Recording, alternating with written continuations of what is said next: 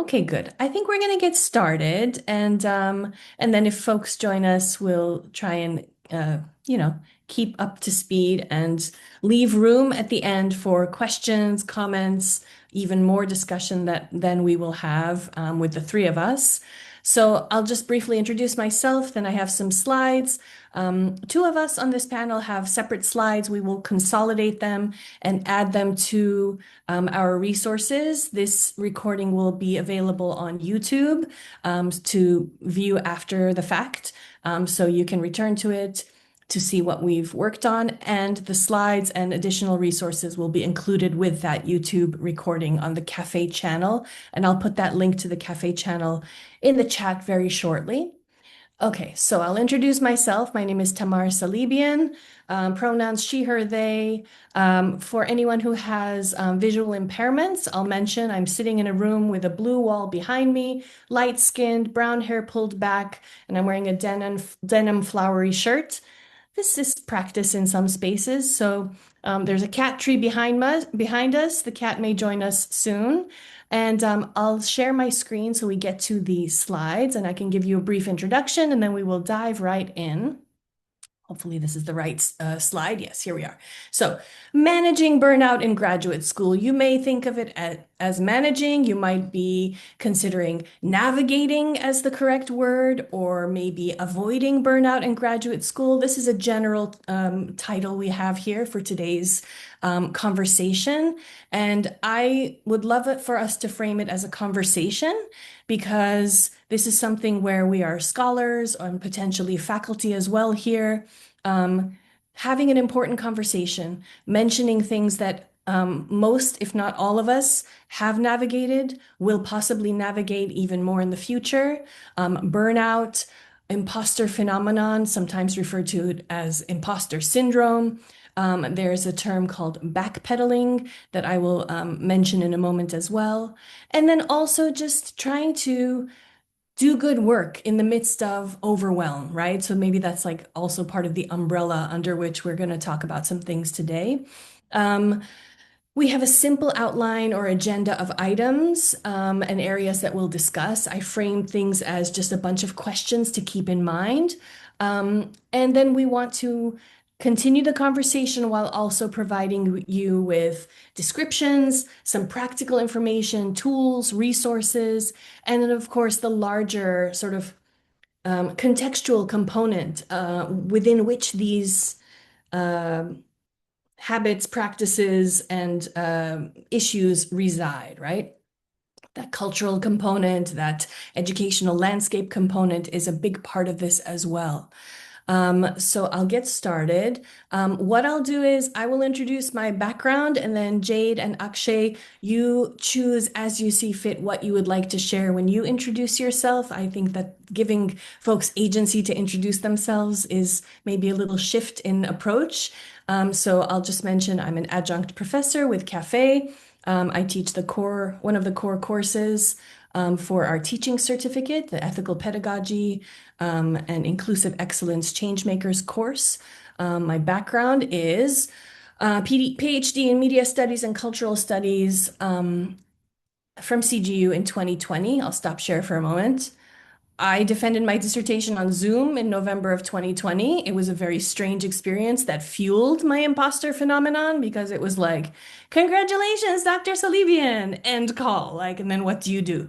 You just sit there like, oh, okay, I guess I'll go celebrate. Like, what am I doing? Um, our conversation today with my colleagues, Jade and Akshay, will include personal experiences of these situations, these syndromes or components, as well as, of course, more theoretical outlines, as well as resources and tools. Let me go back to my share screen. All right, here we are. Moving forward, what I'd love for us to do, yes, I'm giving you work to do. If you feel comfortable, if you have a piece of paper or a digital journaling option, just take a moment here before we officially get started, before we dive in, to find yourself in this space by putting some ideas down on a page. So take a few moments, think about your ideal vision of what completing your degree looks like. If you're a faculty member, think about what supporting our scholars looks like. while also, of course, thinking about your own thriving as a faculty member. Jot down what that ideal vision looks like and might require. If you have questions that come up, write those down or type them up, and we will have time at the end for more questions as well. So take 1 minute and just think about what's that vision and what might it require? This can help us ground ourselves in today's um, topic and discussion. So 1 minute.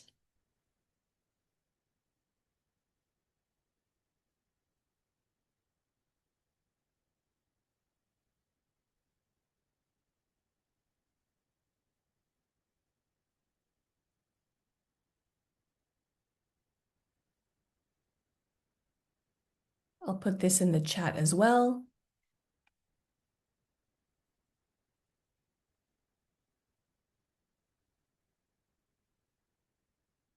Oh my goodness. Okay, there we go. 30 more seconds.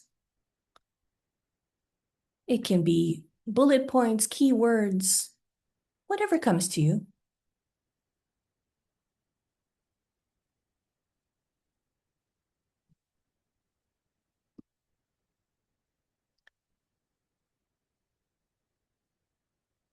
Maybe 10 more seconds.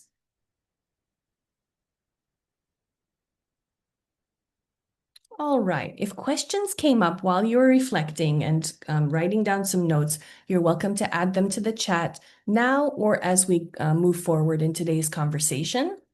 All right. So, some questions to get us started. There are many questions that we discussed when we were putting this webinar or workshop together, my colleagues and I. What is burnout? Are there specific ways to determine if one is experiencing burnout?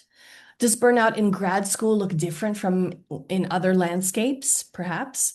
What is backsliding? How does that differ from burnout?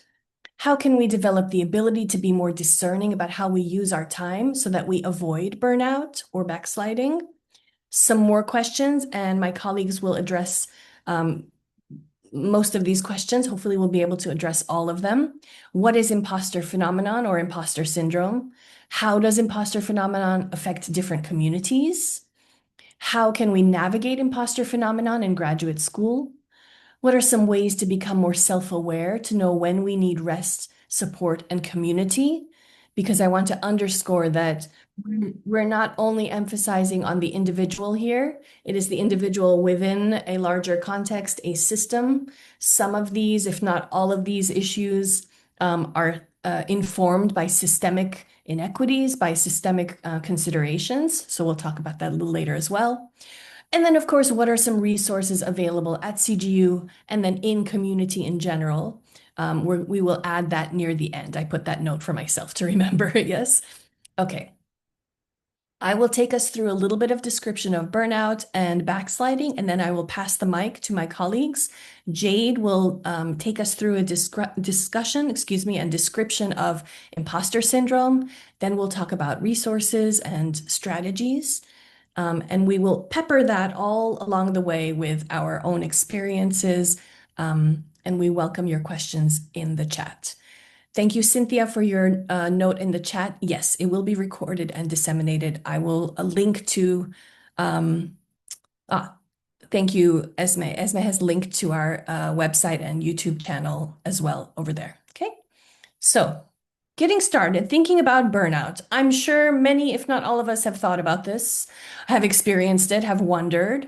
A state of emotional, mental, and physical exhaustion caused by prolonged stress is one of the sort of formal definitions. Um, it's more than just, working long hours. It's more than just, oh, I'm so tired. It's a result of chronic stress that cannot be alleviated, no matter how much one tries, right? Stress, we might think of as typically short-lived, tied to specific goals or events or chapters in one's life, typically can be manageable and is not inherently harmful. Burnout is extended periods of stress that feel never-ending. So unlike standard stress, burnout is characterized by feelings of emptiness, perhaps, or apathy, or perhaps hopelessness, like the future is unclear. I want to give you some signs of burnout, and I will link some of the articles that I looked at, some of the resources at the end of today's conversation. Maybe cynicism, depression, lethargy, dread regarding your work, increased irritability or anger. Some physical symptoms might be chronic headaches, fatigue, gastrointestinal issues sometimes. Perhaps you might have noticed in someone who might be navigating burnout, or you may have experienced it yourself, behavioral changes, reduced compassion for others. That's often in the helping professions, so education, healthcare, and so on. Perhaps a diminished sense of professional efficacy. And my colleagues and I might connect that to imposter phenomenon, that efficacy component, I think also exists with imposter phenomenon.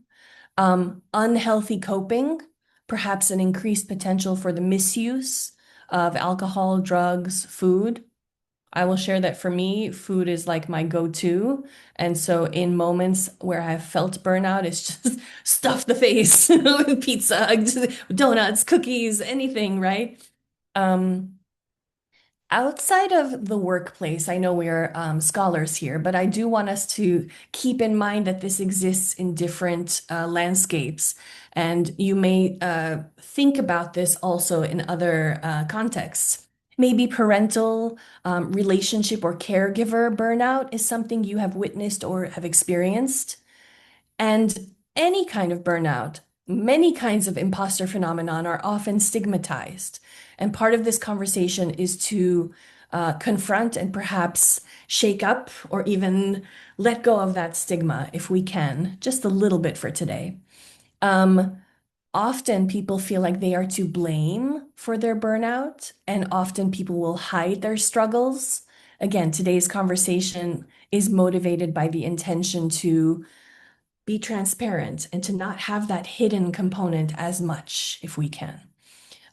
Maybe openly discussing burnout with family, friends, or a therapist could be the first step. So, this is something we will point to when we talk about resources and ways forward. And then maybe thinking about self-compassion and also compassion for those around us can be something that we can think about. I also want to mention, but I don't want to go deeply into it because I want to give time and space for my colleagues as well as for each of you who I'm certain have questions and want to discuss. But I do want to point on there's a concept called backsliding, and I'll link a video about that also in the chat in a little bit. Backsliding is different from burnout. Backsliding is when we sort of slide back into unhealthy habits and practices.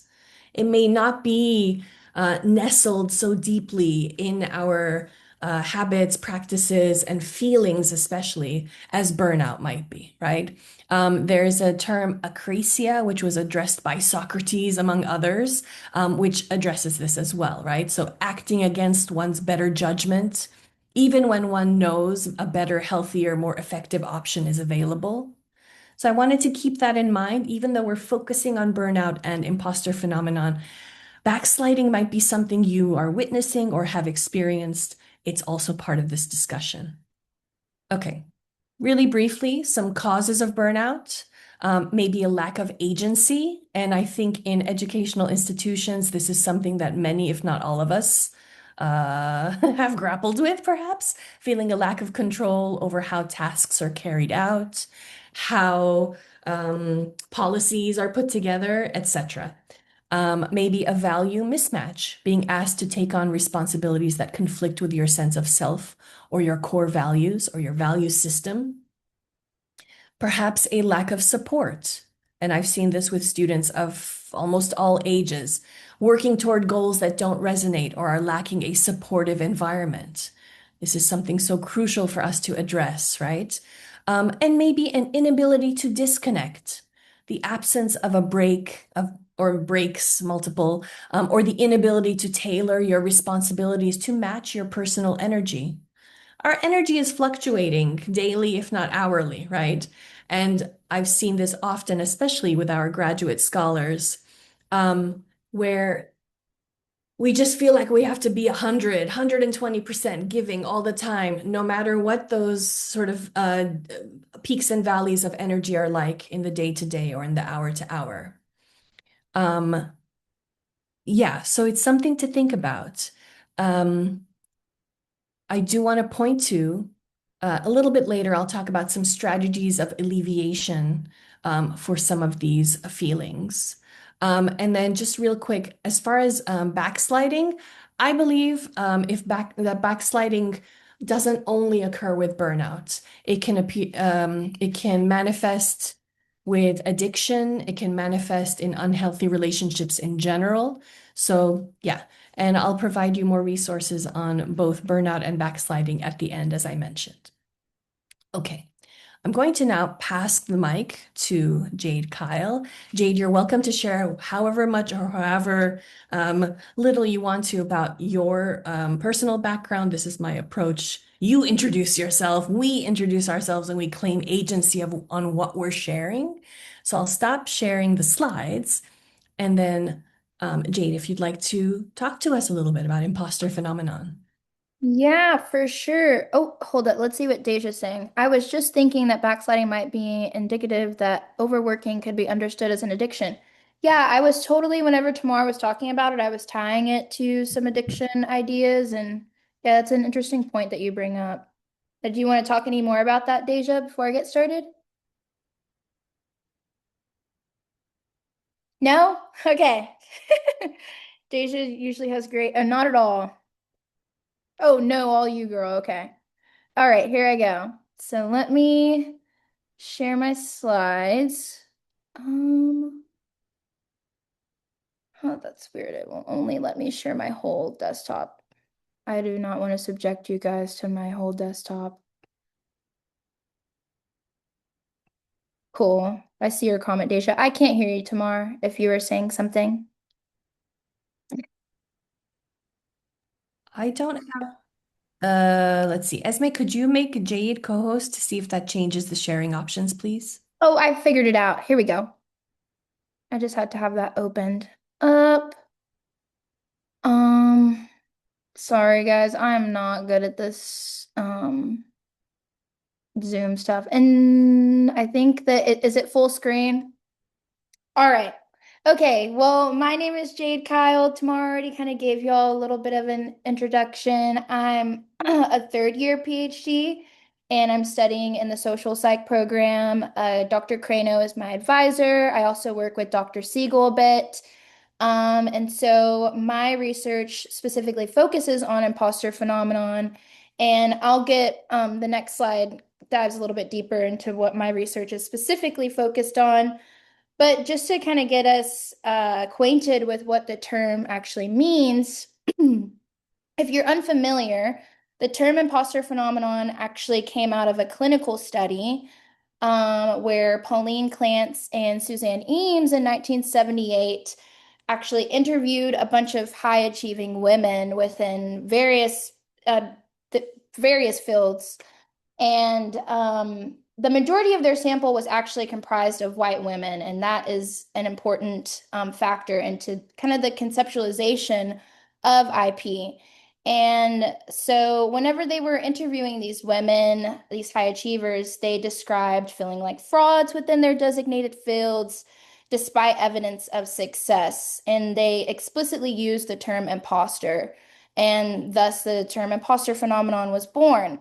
And they define it as referring to feelings of self-doubt and fear of being exposed as a fraud, despite evidence of competence and success.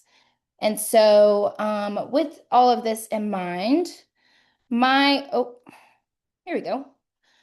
So, my research is specifically centered on kind of shining a light on the unique experiences of students of color navigating academic environments. And specifically, it examines how Black, Indigenous, and people of color experience the racialized imposter phenomenon across institutional contexts, and which I compare.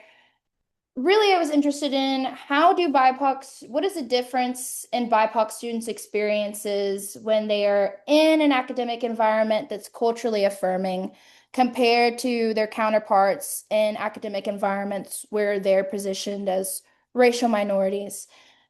So really pointing a finger to less of these individual experiences of imposter phenomenon and how these experiences often reflect these structures, these racialized structures in which students of color are navigating. And kind of the passion behind this research just lies in my own experiences navigating higher education.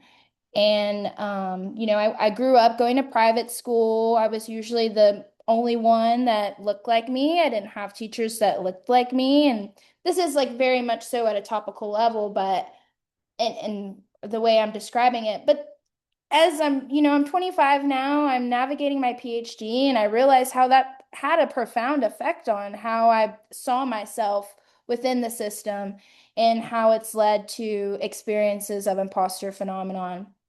And I had a moment with myself in my first year where I was like, I don't feel this way outside of academia, I don't experience this amount of self-doubt in any other space. I mean, I do, like any normal person, but I realized that the experiences were most intensified within the academic sphere. And that got me wondering why. And that got me to kind of acknowledge the environment in which I was in and how that has a profound effect on my experiences. And so I was interested in how others like me might be experiencing IP.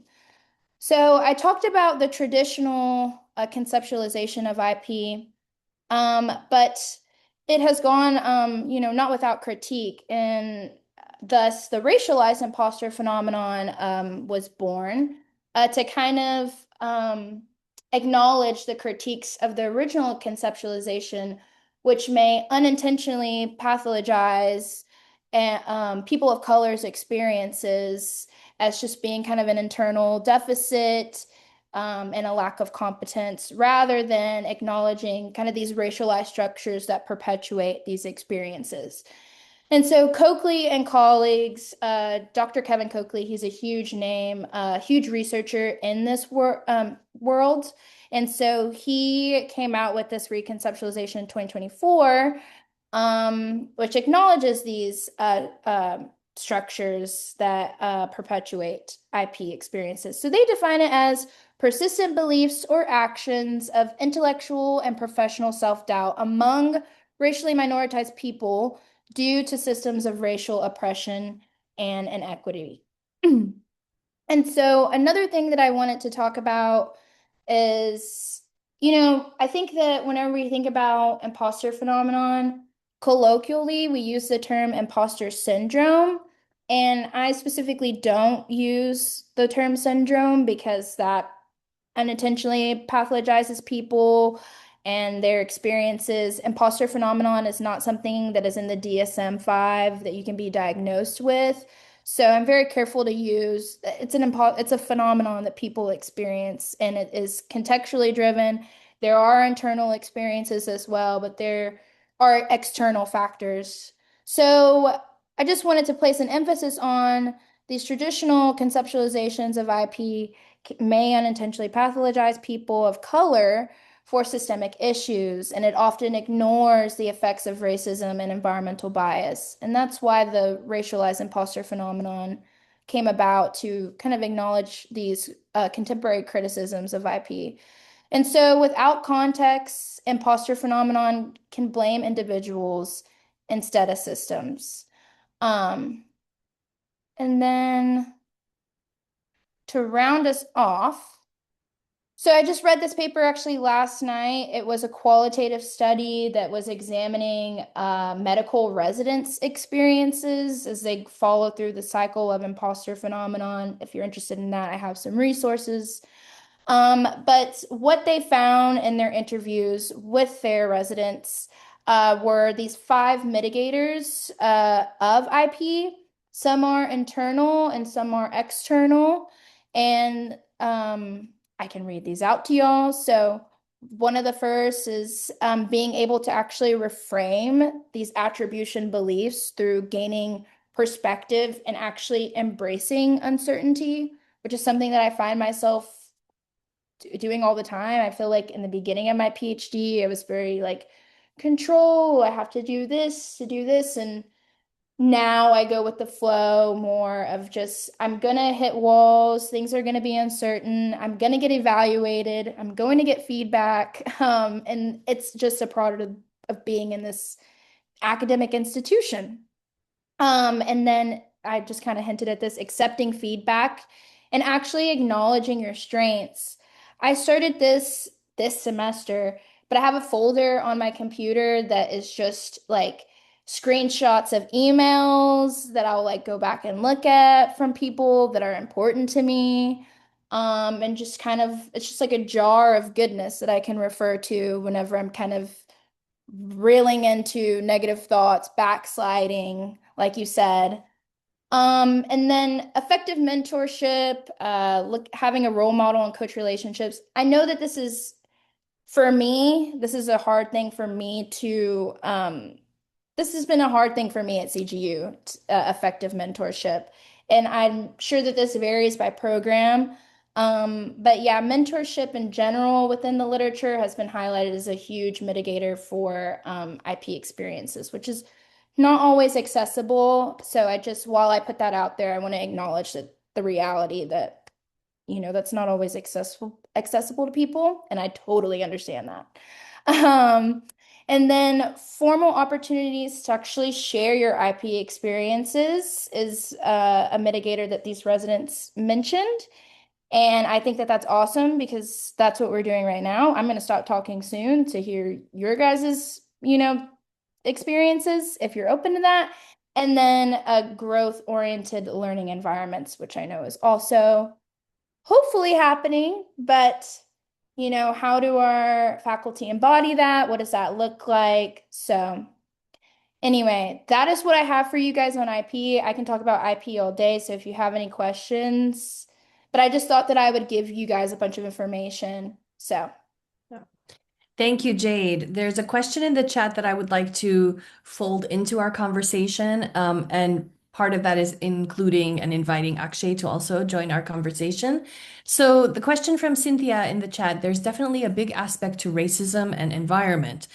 Could you speak a bit to its causes? Imposter phenomenon. I know POC and women experience it more, but are there other factors beyond racism and misogyny? And then there's a second paragraph here. One white guy having IP doesn't shake that model, but it raises questions for me about what factors are there. Um, does it appear to be entirely systemic? Is it partly the cultural substrate of trying to appear confident and competent and hide any flaws? I'd wow, like to add one detail, if that's okay, or if Jade, you want to start first, that's cool. That's great too. take it away tomorrow. That's gonna have to marinate for me. I mean, I think it's what you point to, Cynthia. I think also speaking as a Caucasian person here of Armenian descent, so a little bit layered identity components here. I think it has to do with the ways the ways that power are perpetuated. And what I mean by that is I'm going to disclose personal information for a moment here. Content warning SA. So for me, I think trauma, being a survivor of sexual assault, has fed my imposter phenomenon from the jump with decades, right? And that is systemic to some degree because sexual violence, interpersonal violence, and harm is connected to power and systems, but it also is personal, right? It's interpersonal harm. Jay, do you want to take it away and maybe add to that or take us in a different direction? Um, I'm still that was a fully I love this comment, Cynthia. It's a little loaded, so I am a slow processor. So for what it's worth, but I'm thinking about this and I'm curious. It's interesting. I always think that it's interesting whenever people use this language. I lost my imposter phenomenon when it was explained as white blood cells attacking a threat. It's all the environment, as you mentioned. It allowed me to shift my perspective around the concept fully. Yeah, I think that this is, it's hard to say. And I mean, the research is really, it's booming right now, especially with the new reconceptualization and how we're thinking about IP contemporarily. Um, and I feel like I did just describe that it is a huge external environmental contextual components which perpetuate IP, but a lot of literature is pointing to different cultural variables as well, how close you actually feel to your cultural identity. And yeah, I don't know. It's hard to say that it's just the environment or that it's primarily the environment. And that was my original thought. And so it's just slowly evolving how I think about IP and what's actually helping people to dismantle their IP beliefs about themselves. Jade, I want to circle back to something you were mentioning earlier in terms of becoming more comfortable with the unknown or the unknown unknowns, perhaps. And I think that what we're doing or attempting to do in this conversation is to be able to break things open, to be more transparent. And I think part of navigating both burnout and imposter phenomenon includes being honest about it, includes not, pretending everything's perfect. Some of you have taken my class before at CGU. I talk about often, it's an anecdote. My first day at CGU, my first class, I went in, we all sat in a room and we were asked to introduce ourselves. And I was on the other end of the circle while everyone is, listing their accomplishments. And I'm just like, what do I say? I don't have anything to say. I don't know anything. It's a mess, and sweat is like down my back and stuff. But we're all there to learn. Like, yes, we have accomplishments, and I had my accomplishments too. But to be able to enter a room and say, no, I don't know everything is actually quite a superpower, if you want to use that term. It's an overused cliche, but it is something that is so necessary to be able to say, yeah, I know some things. I don't know some things. To bring that to this conversation, like we need to be able to say, I want to learn more about this. I want to learn more about myself. And I want to be able to contextualize these things in a broader understanding that's expanding. It's an expansive understanding rather than what I've often seen and what motivated me to work on these webinars this semester.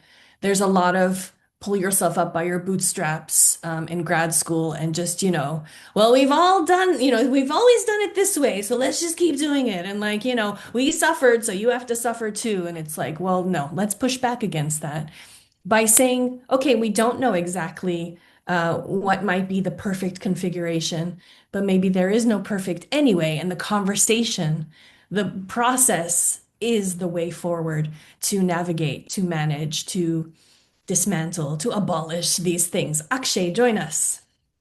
Yeah, thank you. Thank you so much for that, Jade. That was very interesting. And I just want to answer this. I mean, I wanted to respond to Cynthia's question. And I think something that I've been thinking about is this idea of expectations and managing expectations, right? So imposter phenomena is, in some ways, it's very much this idea of what the expectation of that social circle or the group that you're trying to fit into is. Um, but then what was I saying? I was saying that sorry, sorry about that. So the expectations for certain groups of people are a lot more complex, right? So I was thinking about international students, for example, where they're managing a minimum of dual expectations, home country and the country that you're studying in, right? So you may feel like an imposter because of the expectations set by your family for that social role, but also feel like an imposter because of the actual demands of the role itself, in the new culture that you're kind of working in. And so, yeah, I think there's so much complexity, and I think Cynthia, you're absolutely right in pointing out that power differential, what you and Deja were talking about in the chat.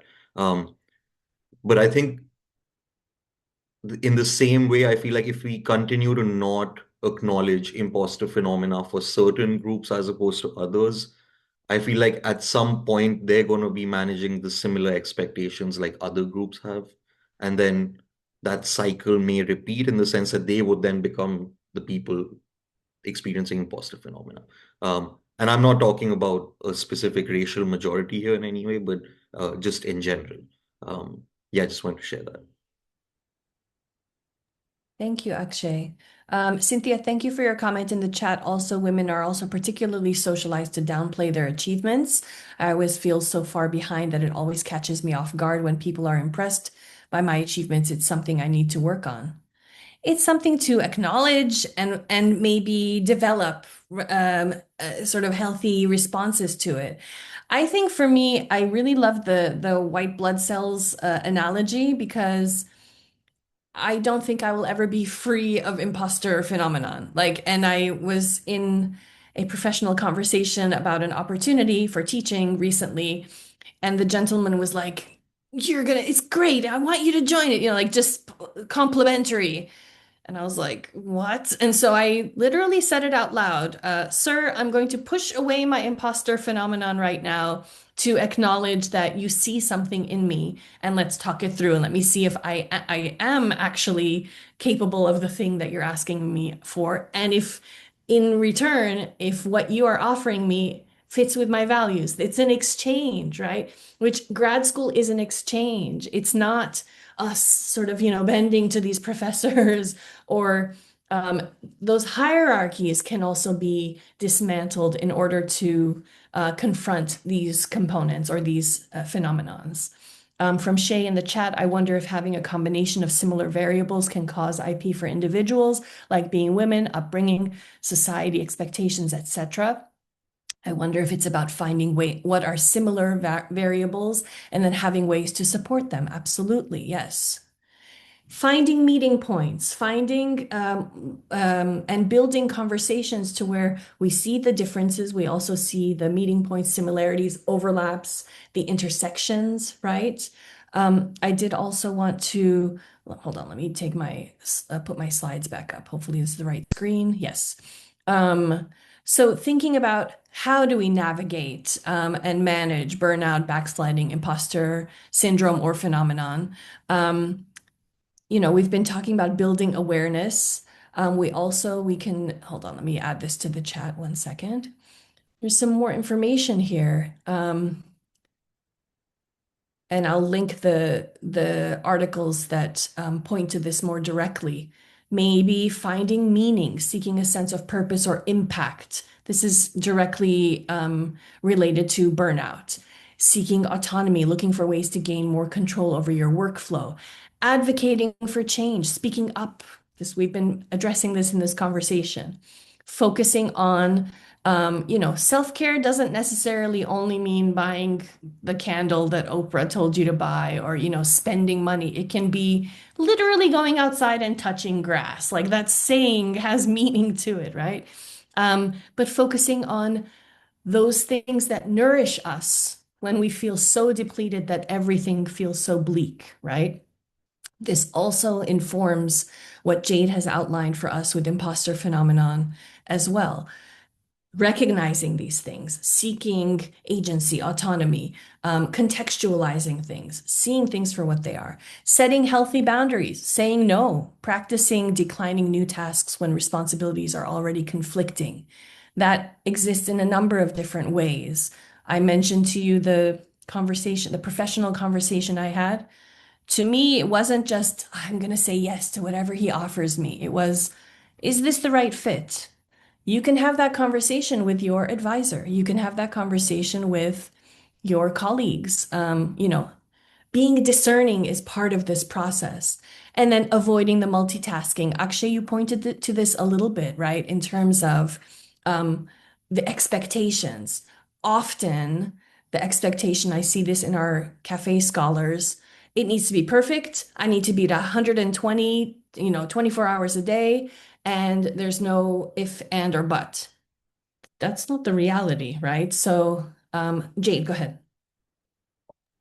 Yeah, so I wanted to acknowledge that, these strategies for alleviation, I think that they're good strategies, but I also wanted to point to like the advocate for change point and how that can be already burdensome for minoritized identities, is there's like a natural tendency and obligation to fill the need to speak up or stand up. And I actually found this in my qualitative study that has not been completed, but 12 different BIPOC individuals that I interviewed really highlighted this theme of just feeling an obligation to speak up towards bias and actually representing the group that they're a part of. And so I think that there's a way, I don't really know what it looks like because sometimes it feels burdensome, sometimes it feels empowering. I think that that's the reality. And, fortunately for me, in my program, like when there have been issues that have come up, whether related to coursework, the way that a professor has a class structured, I've been able to lean on some of my other um, colleagues to actually stand up on my behalf or on our behalf and send the email or, write the dean. And so leaning on your community, I think, is especially whenever it comes to advocating for change. I think that that is a really useful tool. And I'm just so lucky that despite, the deficits within my program, there are really good people in my corner and, on the same journey as me. So I think that community is a really good mitigator in this context as well. Agreed, Jade. Thank you for pointing and unpacking that a little bit. It's so necessary. There's a comment in the chat I want to highlight as well from Cynthia. Also, being neurodivergent, it feels so weird getting good grades when my process looks so different from others. Fellow students feel like they work so much harder because they spend so much more active time on their work. And for me, it feels like a lot of blue screening and short bursts of activity. It doesn't feel fair to be graded on the same level, but I have to accept that we just have different processes. And if a professor says my work is good, I should trust that my work is good and I'm not somehow pulling a giant con. Absolutely. Thank you for sharing this, Cynthia. I really appreciate that. Akshay, I wanted to invite you back into the conversation, more thoughts, more ideas. Yes, absolutely. I wanted to actually connect our conversation of imposter phenomena back to the burnout uh, idea that we were talking about, right? Um, so I think there's a correlation going on there in the sense that it goes back and forth, the effect of one on the other in some ways. Um, and it's really important to acknowledge which phase of burnout or feeling like an imposter you're in. And I say this because we often like jump to strategies and resources for management, but you don't really know what you're managing, right? So I think the first step, which I really wanted to emphasize, was this idea of like just recognition or awareness that you're in that phase. And I think what Dr. Salibian said earlier in terms of the symptoms of burnout, that's a very important to be aware of what those experiences can look like. Um, like just for example, like I think I experienced something along the lines of that in my first year in grad school, where I was very ill physically. Mentally, I was okay, but physically, I was quite ill. And I wasn't sure what it is. And I think like it took me years to understand, to actually determine what the causes of all of that stress, anxiety, and whether it was part of burnout, that entire conversation, right? Um, and that takes a long time. So I think it's about being intentional and taking a moment to recognize when you're feeling like it's getting out of hand, um, right? And then to just evaluate in some way what the next move is, right? So like a lot of us, for example, like I'm talking about myself actually, that I'm projecting onto others, but I really go to sleep, right? Like if I feel exhausted or if I feel burnt out, not in the moment, but like for an extended period of time, I believe that a few extra hours of sleep in the day is able to help me cope with that in some way, right? So I think it's about evaluating about, do you think you can help yourself in that moment, or do you think it's that it's so far along that you need some external support? And then it's that idea of being able to identify when you need support from an external versus from your own self. Um, but yeah, I'm going to stop there because I see there's a hand there. Uh, Yeah. Allison, would you like to unmute yourself and speak up?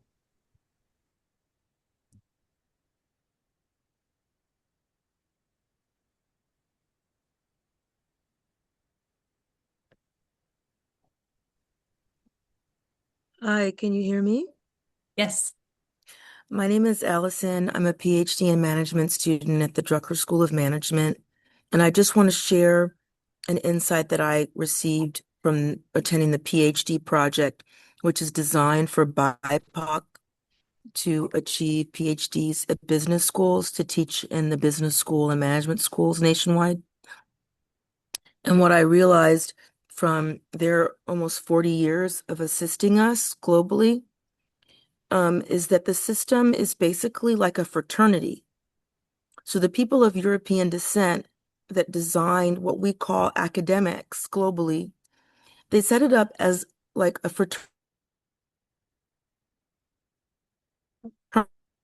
fraternity, like those of us who've been in sororities.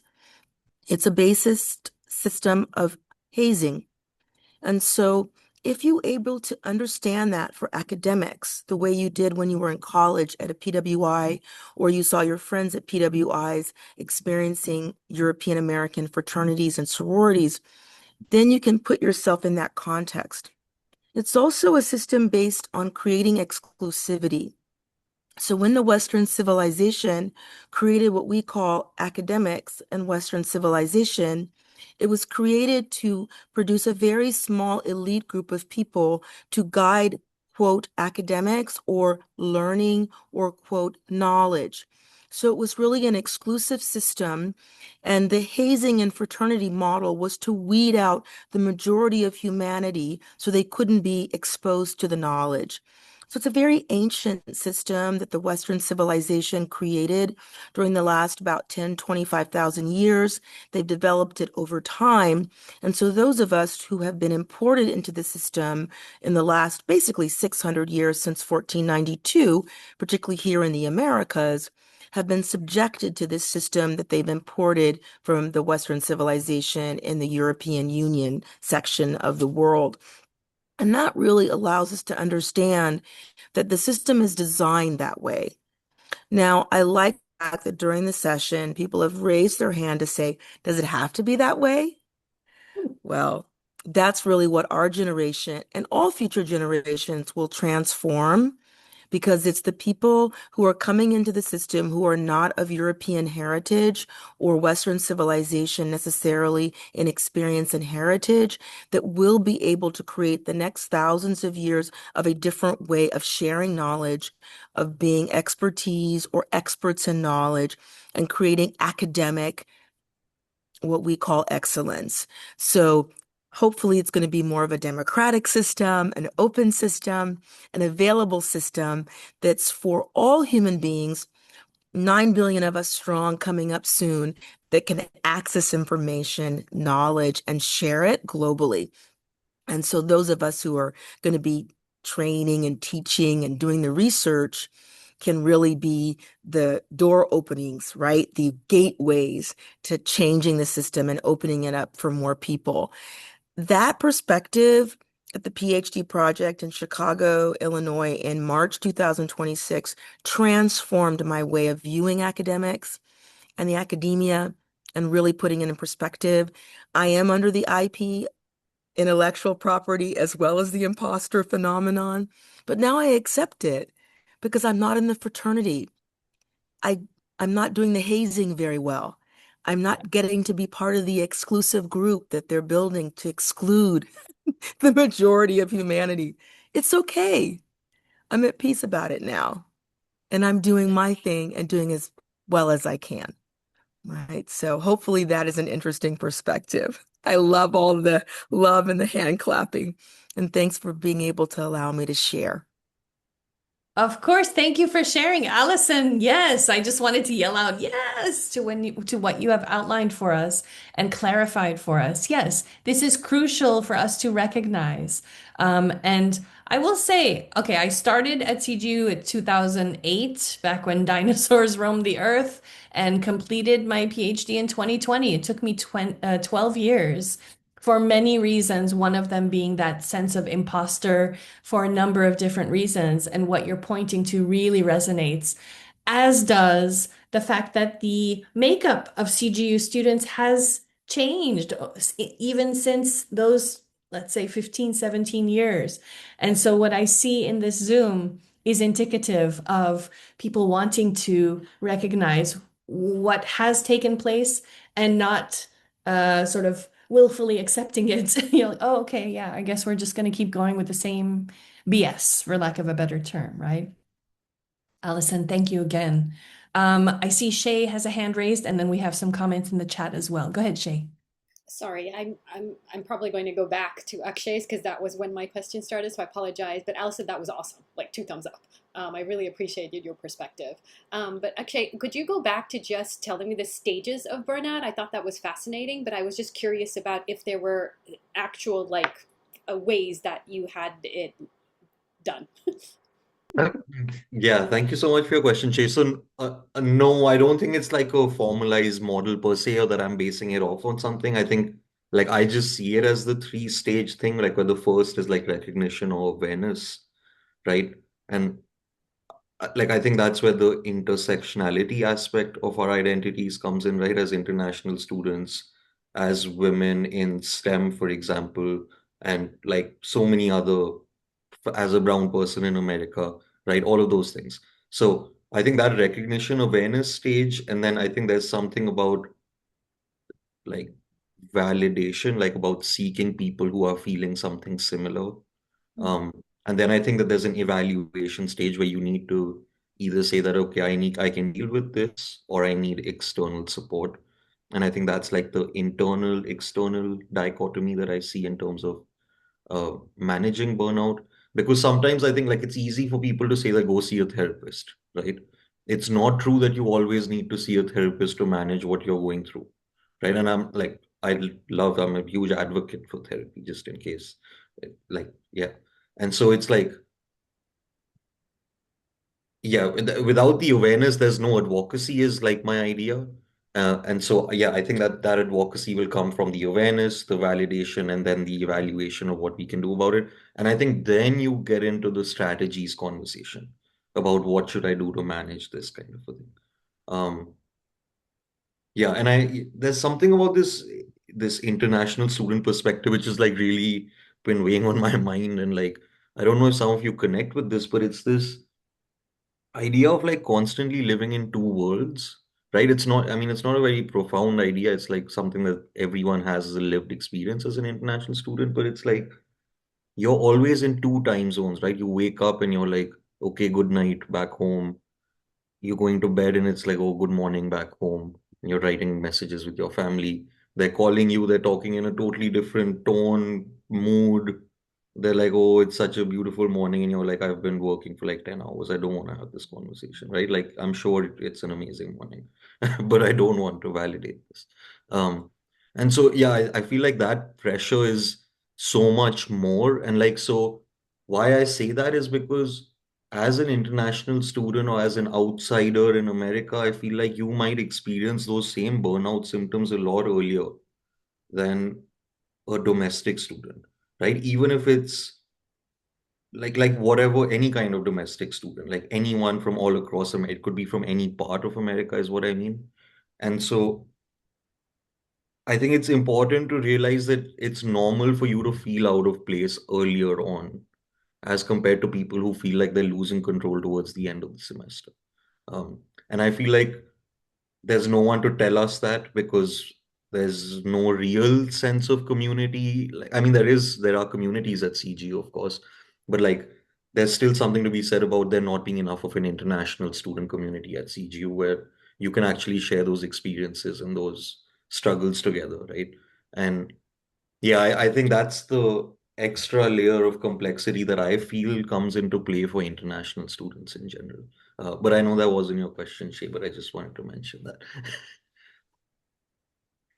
Thank you, Akshay, for pointing to that. There were some comments in the chat. So when Akshay was outlining specific perspective as far as those two worlds. It reminded me of double consciousness in thinking about W.E.B. Du Bois's writing on it and the Black experience of having to see yourself not only through your eyes but through the white gaze, I guess you could say. And in the comments, Cynthia, you pointed to that feeling ni de aquí ni de allá, neither from here nor there. Like both but neither, balancing context switching and divergent cultural values. Absolutely. I feel this as an Armenian and an American, as a all this caucasity, but not also because my family is from the Middle East. My mother was born in Palestine. My dad was in the slums of Beirut. So there's some, not the same, but there's some connections that I feel to what you are pointing to. And then Janessa put in the chat, to your point, I experienced this being from Mississippi, living here in California, and having connections internationally. It was intensified by the pandemic lockdown here in the States. Absolutely. These are really great and important offerings in the chat. Um, we can go for maybe 5 more minutes if your time permits. We would love to address any additional ideas or questions. I just want to go in the chat. So regarding resources, we're not doing the typical route, which is, definitely go to Mansoor, definitely find a therapist, because we've unpacked so much of that. Those exist. Mansoor has, from my experience, has had some great sources of support, but also, that's not for everyone in every moment for many of the reasons that we've already outlined today. But I do want to share in the chat. So, like, here's some articles that could, outline burnout and burnout and backsliding a little bit more. CGU's own Robert Klickgart has studied backsliding and talks about it in different contexts, including political backsliding and that kind of thing. And then Jade has added in the chat mitigators for IP. This is wonderful. Thank you. You can download that from the chat right now if you'd like to. And then just really quickly, I want to add our contact information. I'll put it in the chat while I make some room if you're available to stay for a couple more minutes for Q&A or additional thoughts and ideas. And here's our contact information if you wanted to reach out to us. More questions, more comments, feedback? Yes, Allison. Just very quickly, one of the inspirations I had is to create a similar environment like the PhD project for different domains of academic study, because there are 40 years of triumphs, creating hundreds and hundreds of PhDs in business schools for BIPOC, I think could be modeled in other domains of academia. And all those doctoral graduates create different waves of literature, expertise, and break the ice up of the standard that we've seen for these hundreds and thousands of years. So I'm very interested in seeing how that might be possible. Obviously, they were funded and have outside secured ways of sustaining themselves almost 40 years.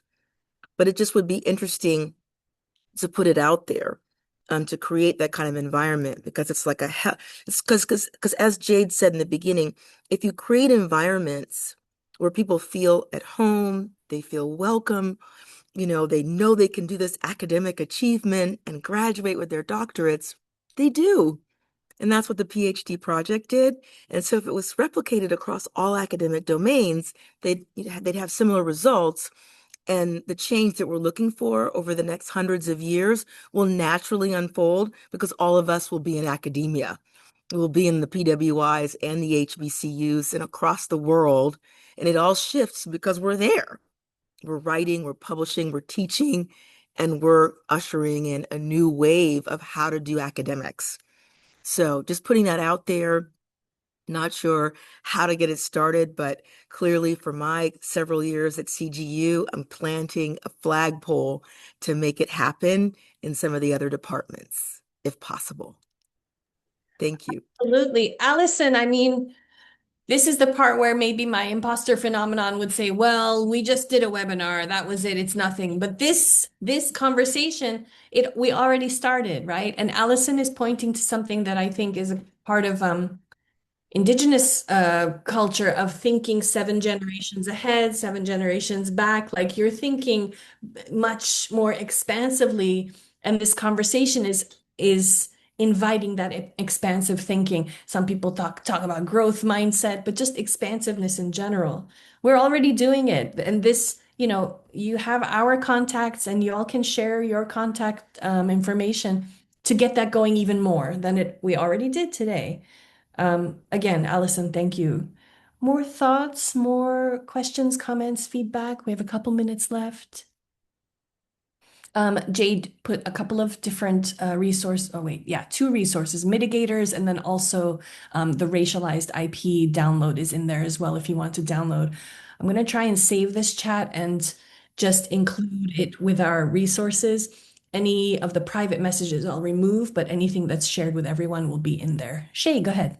Last thing, I was just curious. Like, I'm trying to do work-life balance in some senses. Like, I'm working, but I'm coming from academia with a younger generation. I know there's a big change movement to help students at the younger levels kind of find balance with school. And I'm actually quite disappointed that being in this is my first semester here. So being in academia, I was expecting it to be a little more advanced than it was based on what I see in elementary and high school. So I apologize, but I was like, what do you mean we don't do work balance here? Like, why do I, there was a question that one of my colleagues brought out, how am I supposed to read 50 articles for one class? One class, and it's that idea of, for me, I can only take one class because I'm working full time. This is my work-life balance. It's going to take me years like you, Tamar, probably to get even done with them.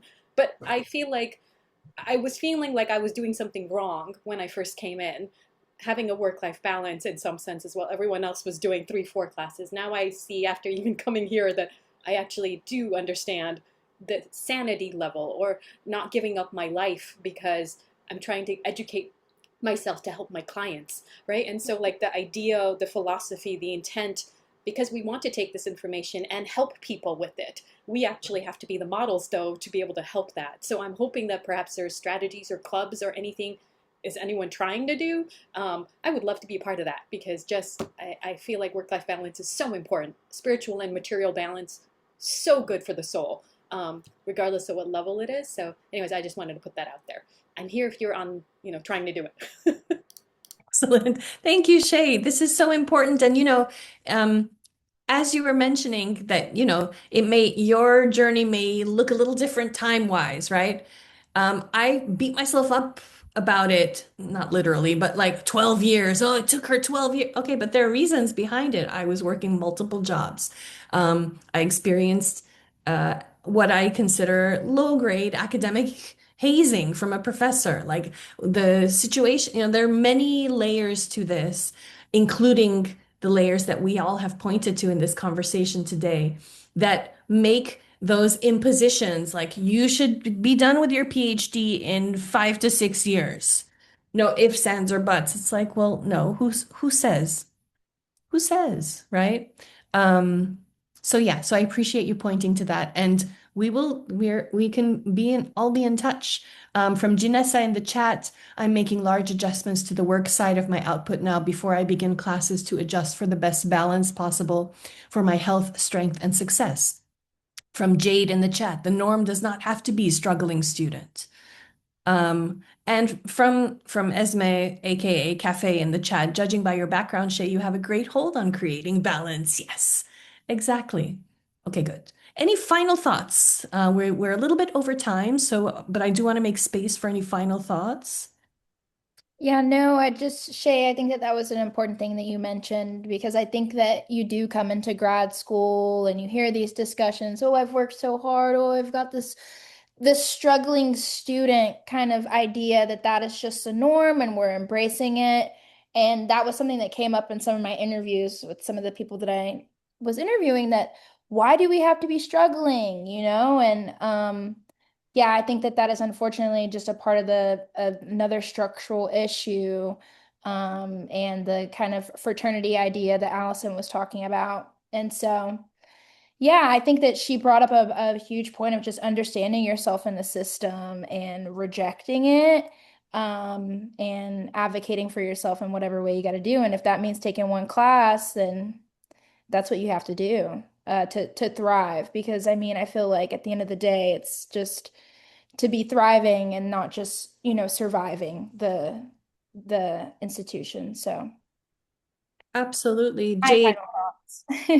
thank you for your final thoughts. And they're pointing also, taking what you have said, Jade, pointing to what Akshay said a few minutes ago, in terms of recognizing where am I in this sort of vast landscape of burnout or imposter, being discerning about what it is you're experiencing is also connected to something such as struggle. There is such a thing as productive struggle, where and we talk about this in the cafe courses, where if one feels supported, they're in a learning space where they make safe to fail decisions. Like you can stumble and then learn from that stumbling rather than thinking and then going with that overarching idea that if you make a mistake, then you're just, excuse my language, but shit out of luck and no one makes mistakes ever and it has to be perfect. No, there's such a thing as productive struggle. There's such a thing as overwhelming, crippling, horrendous struggle. Being discerning about that also can be something that's part of this toolkit, I guess you could say. From Allison in the chat, always ask professors for any help and support that you need. Talk to one another. Community is there. Even at CGU Akshay, Jade, and I are in 3 different time zones, and we found this little collection of ideas and time together. It exists, and I'm just really grateful for this space with each and every one of you. Akshay, any final thoughts? In the chat, Akshay, remember in grad school, we are all playing the long game. Yes. Yes, I just wanted to re-emphasize that we're all playing the long game in the sense that academia is unique, and we didn't get to talk about this much, but grad school is unique because you're thinking about your work 24/7. It's not like a job where it's a 9 to 5 and you stop thinking about it. Your research becomes a part of your identity almost in a toxic way, really. Um, and again, recognizing that, evaluating, and then making a decision based on that. And so just remember, it's like the trade-off between immediate gratification and playing the long game. And playing the long game is going to serve you far better than seeking immediate gratification, like having the best semester or winning 3 awards in a year. But yeah, thank you all for joining. Thank you all for being here. Akshay, sorry I spoke over you. In the chat, there is the link to the cafe YouTube. You can also go to YouTube and just type in Claremont Graduate University Cafe, CAFE, and you will find us. The website will upload this webinar soon with some additional resources. We appreciate each and every one of you for being here and wishing you a lovely weekend and time to rest or be in nature or do what it is that nourishes you. And hopefully we'll have more of these conversations in the future very soon. Thank you again. Thanks, guys. Good luck on wrapping up the semester. Bye.